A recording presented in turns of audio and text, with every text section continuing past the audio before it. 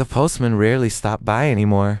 Most of the people on this quiet coastal road had switched to online everything. Bills, news, even love. But for Margaret Hale, 72, the sound of letters slipping through, the slot was still the only reminder that the world hadn't forgotten her completely.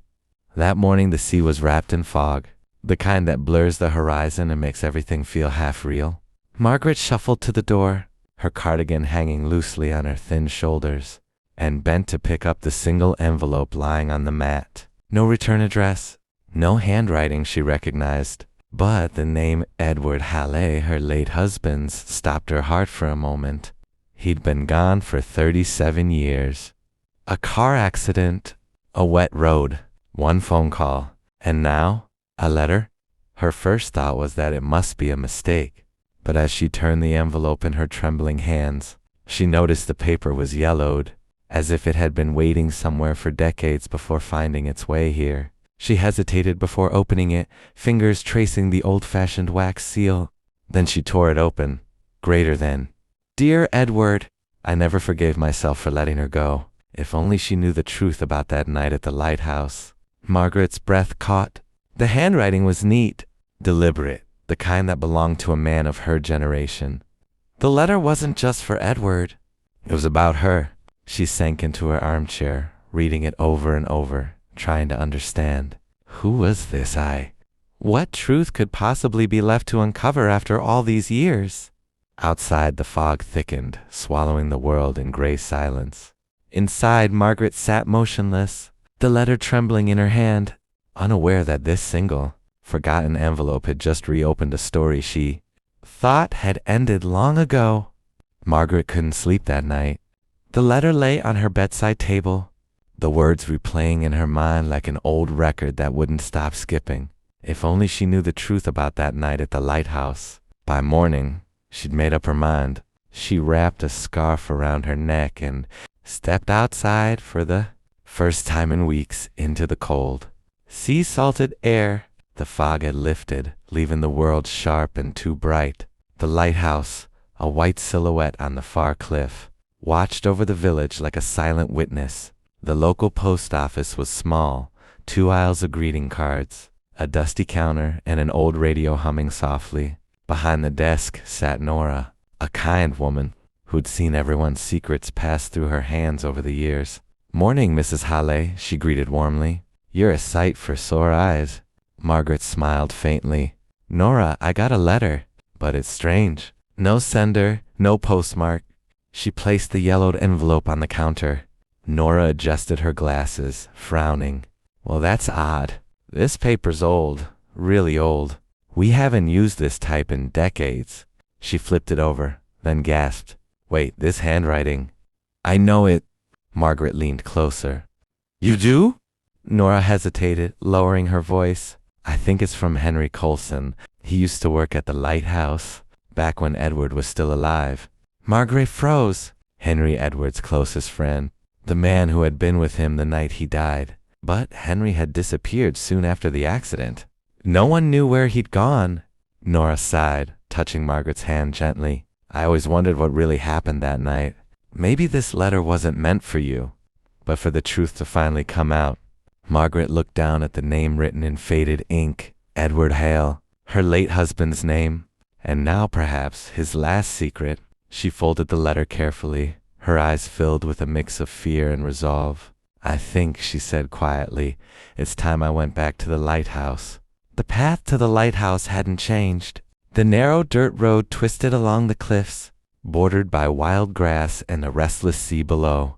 Margaret walked slowly, her cane sinking slightly into the damp earth. Each step brought back echoes Edward's laughter, the warm light of the lantern tower, the night the storm came. By the time she reached the gate, her breath was shallow. The lighthouse stood tall but weary, paint peeling from the years of salt and wind. Its great lantern was dark, its glass cracked like an old memory refusing to fade. She pushed open the rusted door. Inside, the air was thick with the scent of oil and the faint trace of the sea. Dust covered everything, yet there was something else. The chair had been moved recently, footprints in the dust, not hers. Hello? She called softly. Her voice echoed up the spiral staircase. No answer. She began to climb, her hand brushing the cold iron railing. At the top, where Edward once kept his journals, she found a lantern still warm, recently lit, and beside it, a stack of papers tied with twine. Her trembling fingers untied the knot. The first page read, "If you're reading this, Margaret, then I am already gone. You deserve the truth about that night." Her heart pounded. The signature at the bottom, Henry Colson. Margaret sank into the old wooden chair as the wind howled outside. Henry's handwriting was shaky but deliberate.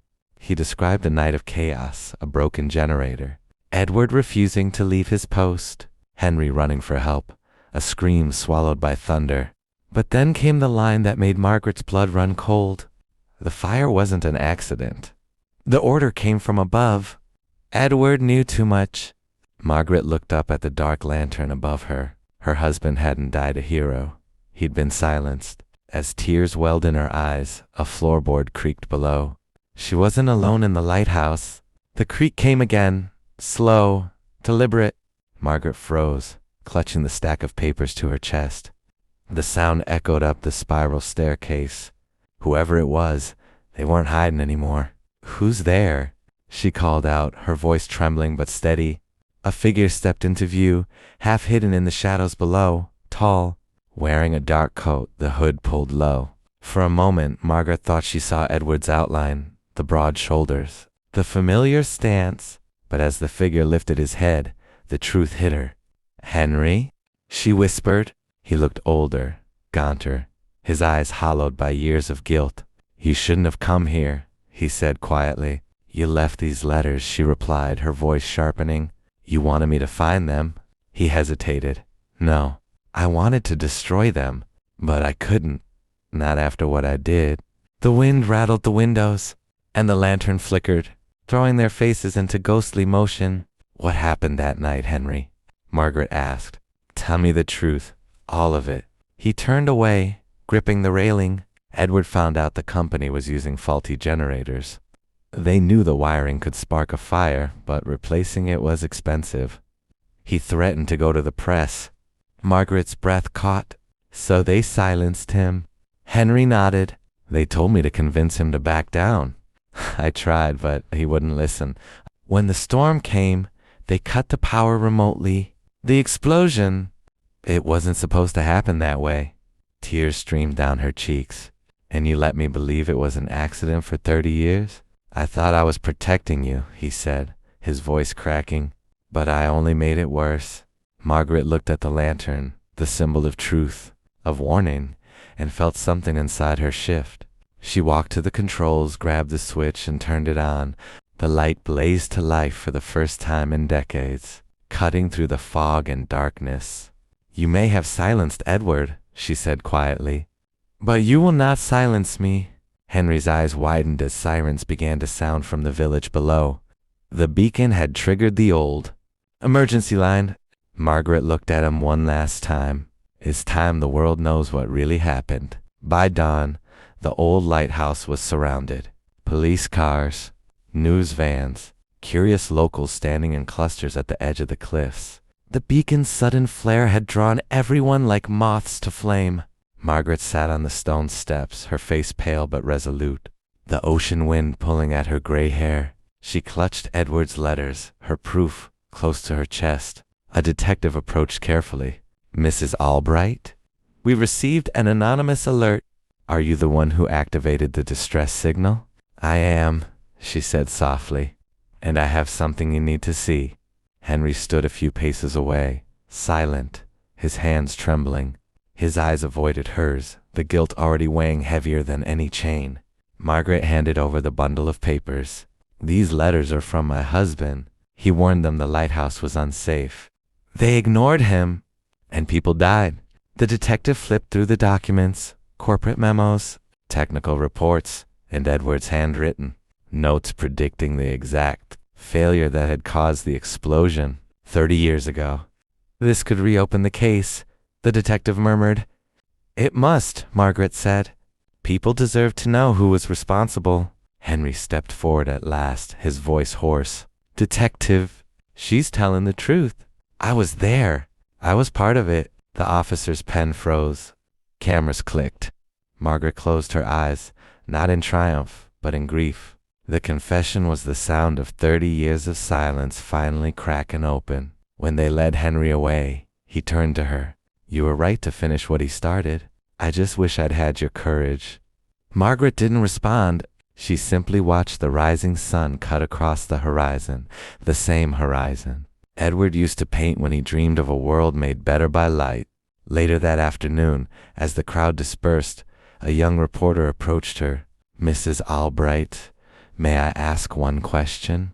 Margaret nodded. What made you come back after all these years? She smiled faintly, her eyes reflecting the sea. 'Cause sometimes, she said, the past doesn't stay buried to stay the lot kinds of. It waits for the right person to listen. The reporter hesitated. And now? Margaret looked up at the glowing tower, the light once again sweeping across the ocean. Now, she said, I can finally let him rest. The gulls cried above, circling the tower that had once been her prison, now her testament. The beacon burned on, not as a warning, but as a promise. News of the Lighthouse scandal spread like wildfire. By mid-morning, television crews and journalists had flooded the small coastal town.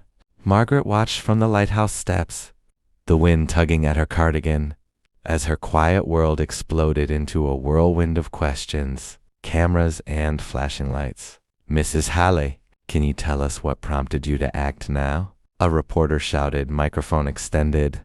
Margaret took a deep breath. After 37 years, the truth couldn't wait any longer. My husband's warnings were ignored, and people paid the price. Someone had to make sure that never happened again. The crowd murmured, some nodding, some wiping tears. Local officials arrived, notebooks in hand. Even distant relatives, previously estranged, appeared quietly, drawn by the weight of the revelation. Henry, escorted by officers, lingered at the edge of the crowd. His shoulders slumped under the gaze of cameras and the murmurs of townsfolk. When their eyes met, Margaret felt no hatred, only recognition of a man burdened by his own choices. By evening, national news had picked up the story. Headlines screamed of corporate negligence, heroic widows, and decades-old secrets exposed. Margaret found herself sitting in a small studio for a televised interview.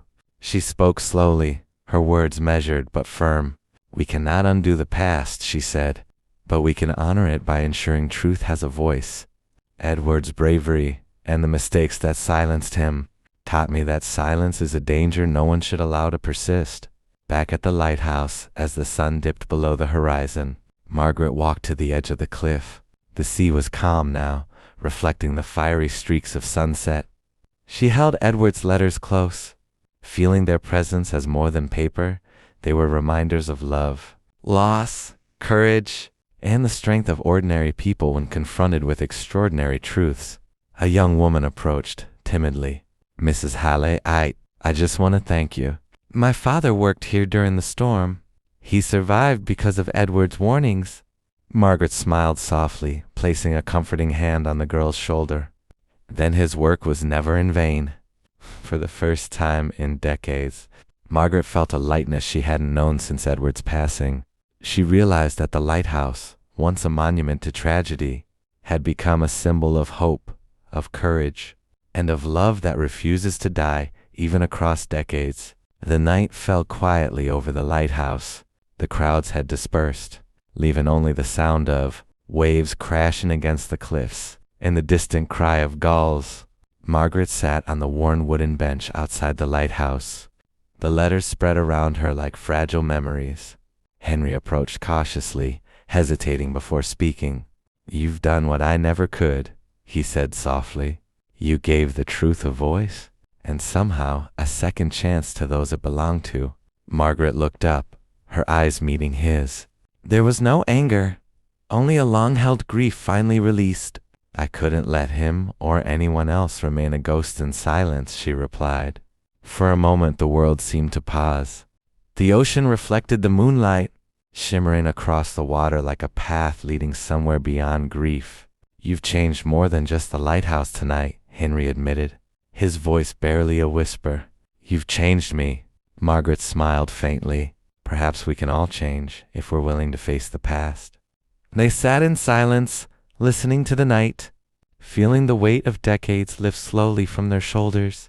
It was a quiet understanding, a fragile connection that neither words nor letters could fully capture. In the distance, the first stars appeared, faintly twinkling above the dark sea. Margaret felt a stirring of something she hadn't expected, a spark of hope, of possibility. Love, she realized, didn't always arrive on time. Sometimes it waited decades, patient and steady, for hearts brave enough to finally notice. She glanced at Henry one last time. "Tomorrow," she said softly, "we begin again." The lighthouse, steadfast against the night, seemed to pulse with that promise, a beacon not just of warning, but of life, love, and enduring courage. The morning air was crisp, carrying the scent of salt and wildflowers.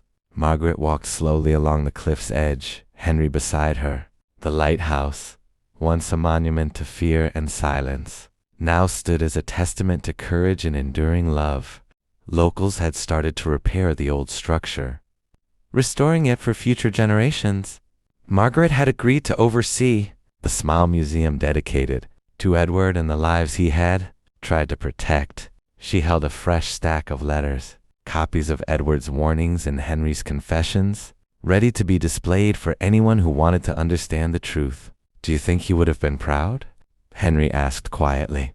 Margaret smiled, her eyes reflecting the morning sun on the waves. "He would have been proud and relieved. Finally, the truth is out. Finally, he can rest." They walked toward the lighthouse entrance, the wooden doors creaking gently as they opened. Inside, the lantern shone once more, a steady, unwavering light cutting through the early fog. For the first time in decades, Margaret felt unburdened. Her grief remained, but it was tempered by hope, by the sense that love, even love that waits for decades, can endure, heal, and transform. As she looked out over the water, she realized that life, no matter how late it blooms, still holds moments of beauty, courage, and connection. The past could never be changed, but its lessons could guide the present. Margaret reached out and squeezed Henry's hand. "It's time to live again," she said softly.